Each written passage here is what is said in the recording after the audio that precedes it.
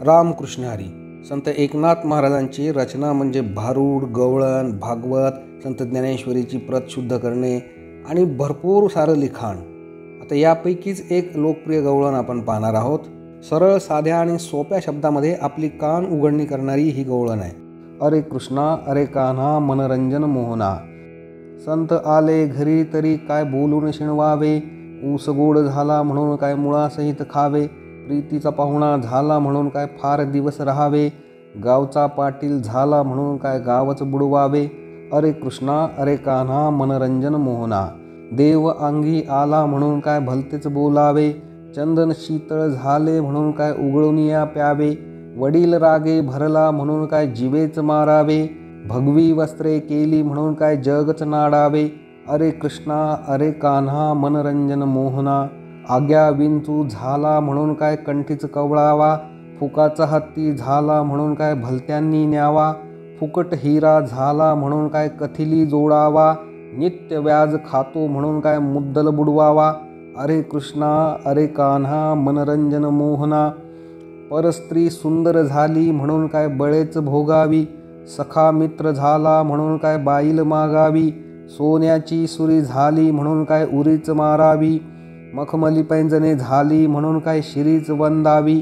अरे कृष्णा अरे कान्हा मनरंजन मोहना, सद्गुरु सोयरा झाला म्हणून काय आचार बुडवावा, नित्य देव भेटे तरी काय जगासी दावावा, घरचा दिवा झाला म्हणून काय अडणी बांधावा, एका जनार्दनी म्हणे हरी हा गुप्तची ओळखावा. अरे कृष्णा अरे कान्हा मनरंजन मोहना. या भारुडामध्ये शांतीब्रह्म संत एकनाथ महाराज आपल्याला काही उदाहरणं देऊन सांगतायत की आपण चुकतो कुठं आणि काय करताना आपण आपला तोल सांभाळला पाहिजे.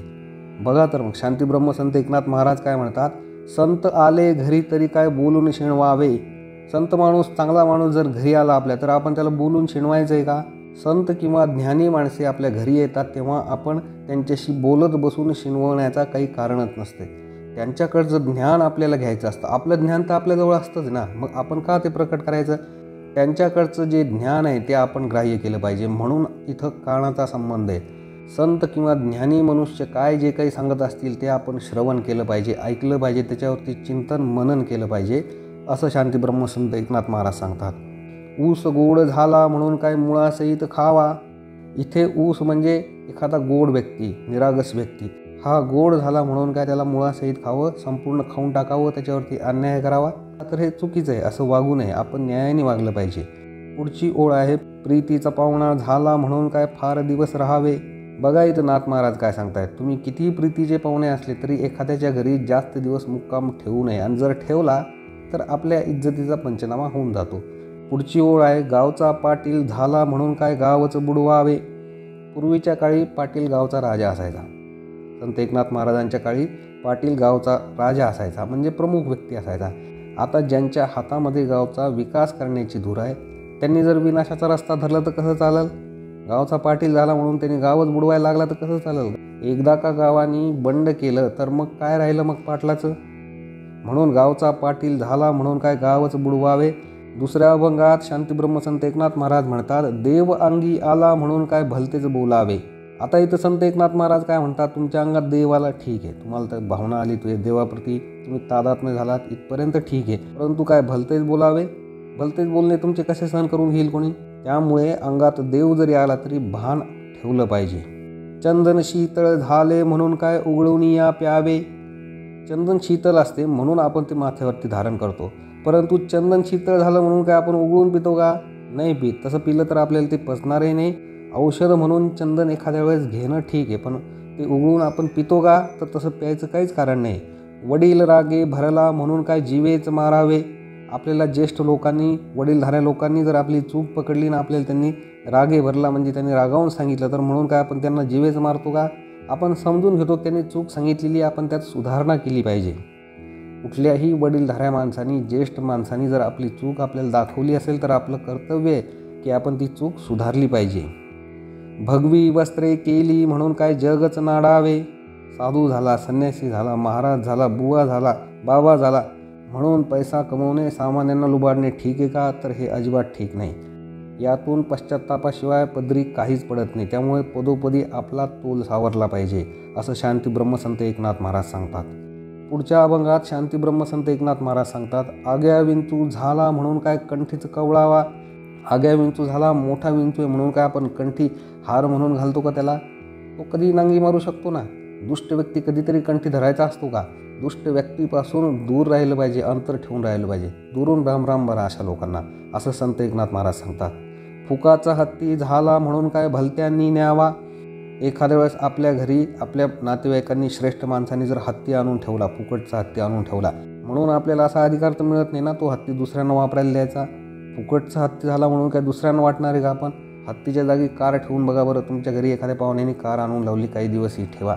तुम्ही ती दुसऱ्यांना वापरायला देणार आहेत का? आणि दिली तर ती किती मोठी चूक आहे, तुम्ही लक्षात घ्या. नित्य व्याज खातो म्हणून काय मुद्दल बुडवावा. व्याजाचे व्यवहार करतात त्या लोकांसाठी शांती ब्रह्मसंत एकनाथ महाराज म्हणतात, नित्य व्याज खातो म्हणून काय मुद्दल बुडवावा. व्याज खा, पण कर्ज घेणाऱ्याचा मुद्दल खाऊन टाकू नका, त्याची शेती खाऊन टाकू नका, किंवा त्याचं मोठं जे उत्पन्नाचं साधन आहे ते बुडवून टाकू नका.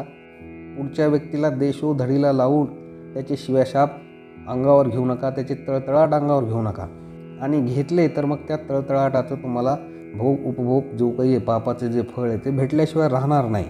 त्यामुळे सज्जनतेची कास धरावी, न्यायीपणाची कास धरावी, असं शांती ब्रह्मसंत एकनाथ महाराज सांगतात. पुढच्या ओवीमध्ये नाथबाबा सांगतात, परस्त्री सुंदर झाली म्हणून काय बळेच भोगावी. त्या काळी कायदा व्यवस्था काही नव्हती, कोणी उठायचं आणि कसं वागायचं. अशा वेळेस स्त्रियांना फार मोठा धोका होता. त्यामुळे संत एकनाथ महाराज म्हणतात, परस्त्री सुंदर झाली म्हणून काय बळेच भोगावी. सखा मित्र झाला म्हणून काय बाईल मागावी. एखादा माणूस जर आपला जिवलग दोस्त झाला, त्याच्याशी आपली खूप चांगली मैत्री झाली, तर म्हणून काय त्याची बायकोच मागावी का? किती वाईट गोष्ट आहे ही. मित्र आहे तर मित्रासारखं राहिलं पाहिजे. ये बाबा बस खा जा, संपला विषय, कामाला ये. सोन्याची सुरी झाली म्हणून काय उरीच मारावी. चाकू जर सोन्याचा झाला म्हणून तो इतका मौल्यवान झाला, तुमच्या जीवापेक्षाही मौल्यवान झाला का? घेतला खुपसून पोटामध्ये, असं कोणी करत नाही. कोणालाही सांगा बरं, सोन्याचा चाकू आहे घे खुपसून पोटामध्ये, कोणीही अजिबात खुपसून घेणार नाही. कारण सोन्यापेक्षाही त्याला त्याचा जीव प्यारा असतो, आणि असं करणं चुकीचं आहे. आणि हे असं वागणं चुकीचं आहे हे आपल्या लक्षात येऊन जातं. म्हणजे एखादी व्यक्ती किती अमूल्य असली, किती चांगली असली, तरी ती तुमच्या घरच्यांपेक्षा श्रेष्ठ नाही. बायका मुलांपेक्षा श्रेष्ठ नाही, तुमच्या आईवडिलांपेक्षाही श्रेष्ठ नाही. तिचा दर्जा दुसरा, घराच्या बाहेर ती श्रेष्ठ, असं शांती ब्रह्मसंत एकनाथ महाराज सांगतात. मखमली पैंजणे झाली म्हणून काय शिरीच वंदावी. पैंजण हे पायामध्ये घातलं जातं, चांदीचं पैंजण शक्यतो असतं. आणि हे पैंजण जर मखमली झालं आणि हे पैंजण जर छान सुरेख असलं, तर म्हणून काय आपण त्याला शिरी म्हणजे डोक्यावरती बांधलं पाहिजे का? विनाकारण आपण एखाद्याला महत्त्व दिलं आणि त्याला डोक्यावर ठेवलं तर ते योग्य होत नाही. ते जर आपण तिथं वरती लावलं तर ते त्याचा प्रभाव दाखवल्याशिवाय राहत नाही. म्हणून पैंजण असो, चप्पल असो, व कुठली व्यक्ती असो, व कोणी माणूस असो, म्हणून ज्याच्या त्याच्या हिशोबाने आपण वागलं पाहिजे. आणि असं कृत्य अजिबात नाही केलं पाहिजे ज्यातून आपल्याला त्रास होईल.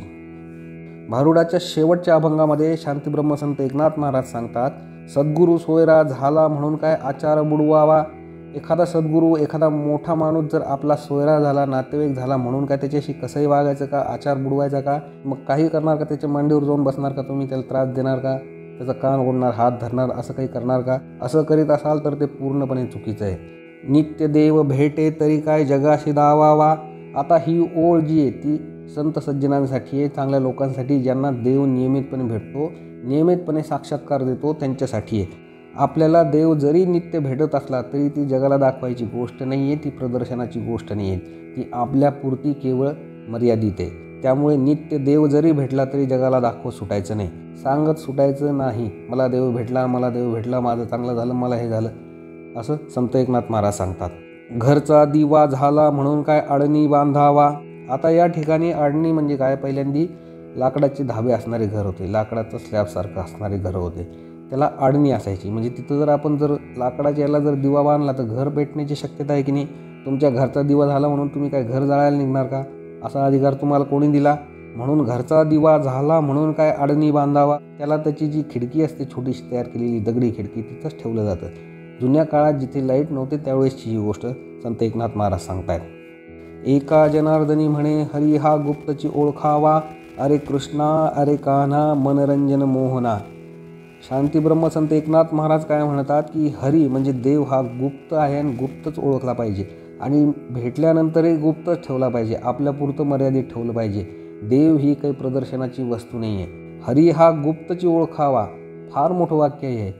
हरी ओळखताना गुप्त पद्धतीने, सूक्ष्म पद्धतीने जाऊन योग सामर्थ्याने, भक्तिभावाने, नामस्मरणाने त्याच्याशी लीन होऊन, त्याच्याशी तादात्म्य पाहून ओळखला पाहिजे. आपण त्याच्या भक्तीशी समरस झालो पाहिजे. रामकृष्ण हरी, रामकृष्ण हरी, रामकृष्ण हरी.